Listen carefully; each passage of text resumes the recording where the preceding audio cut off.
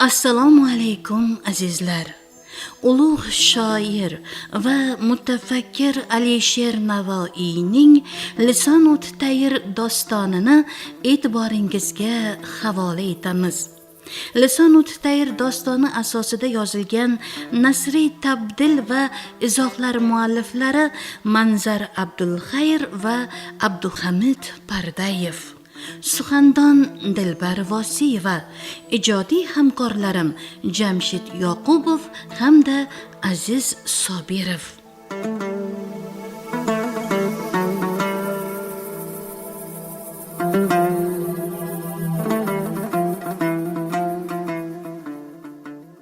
Bir 165 bob. Shayx Sufyon Suriyning fanodan so'ngra baqoga erishmoq haqida aytgan so'zi. Shayx Sufyon Suriy e'tiqodli dindorlarning peshvosi edi. Alloh qabrini abadul abad nurli qilsin. U ma'rifat haqida so'z yuritayotgan paytda bir shogirdi so'radi: agar odam Allohga yetishmoqchi bo'lsa, bu maqsadga qay yo'sinda yetadi? Shayx javob berdi: bu yo'lni 1001 manzildan iborat deb bil. Ularning har birida dard va ofatlar bor. Bu olov va nur o'rtasidagi 7 dengizdan tashkil topgan bo'lib, har biri cheksiz darajada kengdir. Bu dengizlardan o'tmoqchi bo'lsang, domiga tortuvchi o'lkan nahang paydo bo'ladi. U shunday dahshatli nahangki, bir dam tortsa, 2 olamni butunicha bor mavjudotlari bilan qo'shib yutib yuboradi. Bu nahang istig'no dengizida bo'lib, uning atrofida suzib yuradi.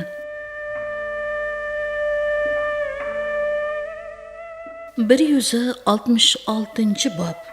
Qushlarning fano vodiysi so'ngida baqo mulkidan nishon topganlari. Savol javoblar tugab, gap so'zlarga nihoyat barham berildi. Bularni eshitgan qushlar aql bovar qilmas mushkul holga tushdilar. Ular bu ishning nihoyatda mushkulligini, bu jamoaning uni bajarishga qodir emasligini fahmlab yetdilar. Binobarin bor umidlarini uzib tuganmas qayg'uga mubtalo bo'ldilar. Ular xuddan bunday dahshatli so'zlarni eshitgach, qalblaridan og'u fig'on ko'tarildi. Bu ishning o'ta mushkul siru asrorini bilib, cheksiz vahimaga tushdilar. Bu vahima shu onning o'zidayoq ularning bir qanchasini halok qildi. Jon vahimasiga duchor bo'lganlari nobud bo'lgach, qolgan qushlar hayratga cho'mgancha yo'lga tushdilar. Ular yillar tinimsiz parvoz qilib, duch kelgan balolardan qo'rqmadilar. O'zliklaridan xalos bo'lgunga qadar pastu baland ko'p yo'llarni bosib o'tdilar. Bu yo'lda shunchalik ko'p qiyinchiliklarga duch kelishdiki, ularni bayon etishga til ojiz. Faqat sen ham yo'lga otlanib, shunday yo'lni bosib o'tsang, undagi qiyinchiliklarni anglashing mumkin. Ular bu yo'lda qanchalik ko'p qon yutganini o'shanda bilasan. Pirovardida bu zor qushlar guruhidan ranj topgan ushbu majruh to'dadan ozchilik qism tanlari nihoyatda qiynalgan va jonlari o'rtangan holda maqsad manziliga yetib keldi. Chunki yo'l cheksiz va uzoq bo'lib, unda ofat ko'p, dard, ranj va mashaqqat esa benihoya edi. Shuning uchun bu qushlardan ba'zilari yo'lda jon taslim qildi, ba'zilari og'ir xastalikka duchor bo'lib, yarim yo'lda adashib qoldi. Qushlar ro'parasidan achchiq azob va uqubat shamoli esib, bu musofirlarning umr iplarini kesar edi. Yo'lda ularni baloga duchor qiluvchi hodisalar hadsiz hisobsiz edi. Shu sababli ularning aksariyati nobud bo'ldi. Oqibatda 100 minglab qushdan faqat 100 minglab mashaqqatni yengib o'ta olgan 30 qushgina omon qolib oxirgi manzilga yetib keldi. Ular shunchalik horib charchagan edilarki, tanlarida hatto hayot nishonasidan asar yo'qdek edi. Jismlarida birorta ham butun parlari qolmagan, patlari payrag'a o'tin kabi paricha bo'lib to'zib ketgandi. Tanlari yo'l azobidan madorsizlangan, jonlari dard va mashaqqat chekishdan xarob bo'lgandi. Ular so'nggi manzilda oliy maqom bir joyni ko'rdilar.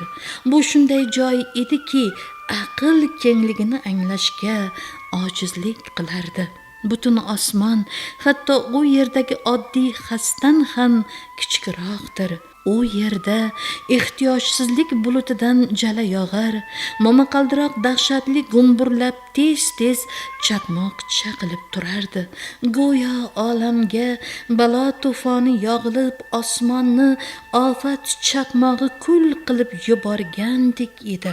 Bu yerda 7 osmon, bir havuch tuproqcha, jannatda o'sadigan sidra va tubi kabi daraxtlar esa xas kabi qadrsiz edi. Barcha qushlar lolu hayron, ojizlikdan zoru parishon bo'ldilar. Ular bu yerda 100 ta yorqin quyosh ham zarraning 100dan biricha qadrsiz ekanini ko'rdilar. Bundan ularning qanot qo'riqlariga o't tutashib, cheksiz nadomat bilan va hasrato ayta boshladilar. Biz 30 ta xomxayol qush ko'nglimizga bo'lishi mumkin bo'lmagan ish savdosi tushib, jonimizga har doim o'lim vahimasi solib, bu yo'lni bosib o'tish uchun ming bir mashaqqatni boshdan kechirdik. Umrimizni o'tkazib, shu maqsadga erishdikmi? Bu dargoh juda azim va qo'rqinchli ekanki, bu yerda na sonimiz hisobga olinadi, na sanog'imiz. Ular shu so'zlarni aytib, og'u faryod ura boshlashdi. Bu hol sarsonlikda avora bo'lgan qushlarning ko'nglini buzib, har damda yangi bir umidsizlikka yuz tutar edi. Xullas, avora va sarkashta qushlar o'z g'amlariga chora topa olmay, uchish uchun quvvatlari, og'ir dard tufayli qo'nish uchun toqatlari qolmagan bir paytda nogoh parda orqasidan izzat elchisi, davlat qushi kabi ularning oldiga yetib keldi. U bu 100 balo ipi bilan bog'langan va hayratda qolgan xasta qushlar to'dasini ko'rib, ulardan hol ahvol so'rab dedi: "Hoy, bu to'da qanday jamoat? Bu ming baloga mubtalo bo'lib, balodan o'zga narsa topmaganlar kim ekan? Bu parishon hol va sargardon, qadru qiymati tuproq bilan teng bo'lganlar kim bo'ldi? Bu xil tahqirlarga mahkum bo'lib, bu haqoratdan ko'ziga hech narsa ko'rinmaganlar kim?" Qushlar unga shunday dedilar: "Biz xor va zor, behuda chirangan ojiz va bee'tibor bir guruhmiz. Shoh visoliga talpinib yo'lga chiqdik. Bu yo'lda jonimizni turli azoblarga giriftor qildik. Ming mashaqqat bilan uning dastgohiga yetishni orzu etgandik. Biz shohi bo'lmagan bir qo'shin edik. Shahonshohsiz qo'shin qanday qo'shin bo'ladi? Umr bo'yi yo'lda mashaqqat tortib, minglab xorliklar ko'rib, shu tariqa necha 100 ming bu yo'lga mansub bo'lgan to'da. Ular shunchalik ko'p ediki, bundan inson aqli ojiz qolardi. Shu yo'lga kirib halok bo'lishdi. Bu dargohga faqat biz 30 ta qush yetib keldik. Simurg yaxshi yomon kunda holimizdan ogoh bo'lib, bizga yo'lboshchilik qildi. Agar shoh bizlarni ma'qul ko'rsa, bizdek zoru intizor qushlar uning xizmatini bajoni dil ado etar edik.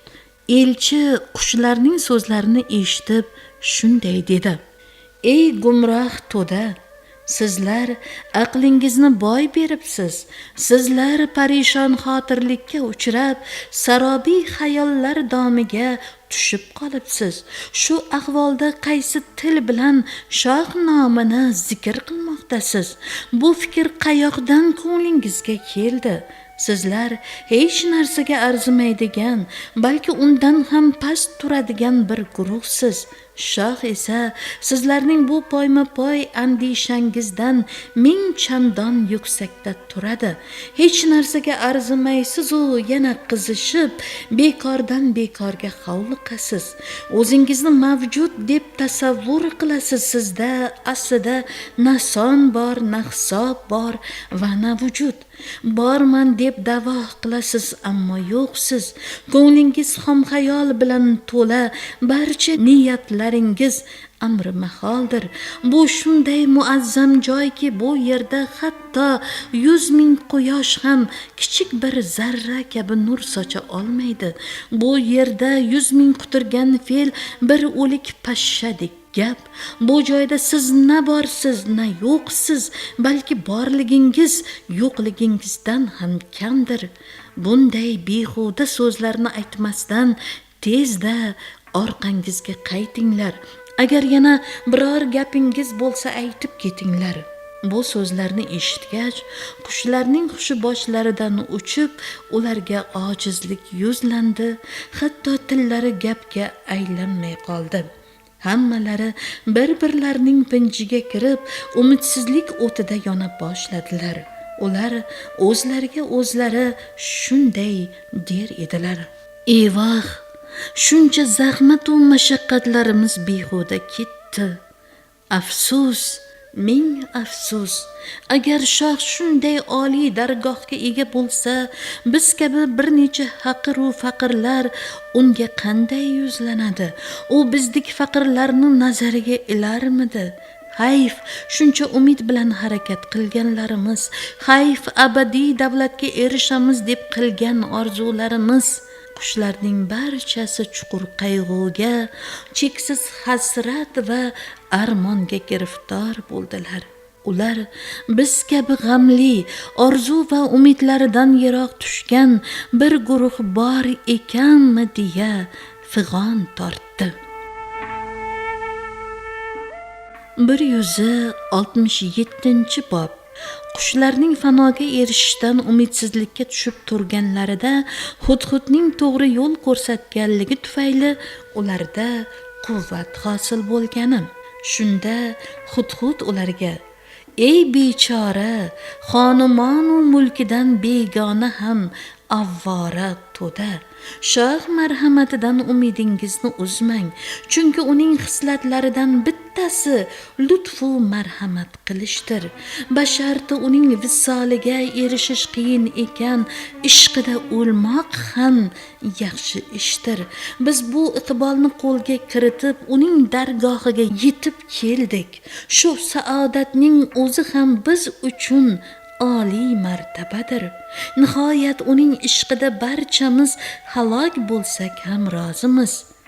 Bu so'zlarni eshitgan qushlarning barchasi yuraksizlik qilib Hudhudga shunday dedi: "Ey donolarning donosi, biz barcha balolarga sabr qilib jamiki buyruqlaringga itoat etdik. Sen qay tomon boshlasang ham sendan ayrilmadik. Nimaiki amr etgan bo'lsak qarshilik ko'rsatmadik, ammo vasl chog'i bizga ayriliq g'ami yuzlandi. Bu sen aytgan so'zlarga to'g'ri kelmaydi-ku." Hudhud ularga shunday dedi: "Siz tushkunlikka tushmang va aslo azor chekib ranj va uqubat tortmang. Biz bu yo'lga qadam qo'yib 100 xil balo qazoni chekishga jazm etgan mahalimizda maqsadimiz shohga erishmoq va uning dargohiga yetishmoq edi. Toki bu maqsadga yetib uning dargohiga yo'l topgan ekanmiz, o'zingizni asl maqsaddan yiroqda deb gumon qilmang. Agar oshiq ishqda haqiqiy kamolotga erishgan bo'lsa, unga hijron ham, visol ham teng hisoblanadi. Chunki yorning xohishi oshiq uchun aziz bo'lib, yorning istagini so'zsiz qabul qiladi. Yor vasli nasib etmagan ekan, siz uchun uning yodi bilan yashash yetarli emasmi? Har bir kishi yor yodi bilan jon bersa, uning bu o'limi mangu hayot bilan tengdir.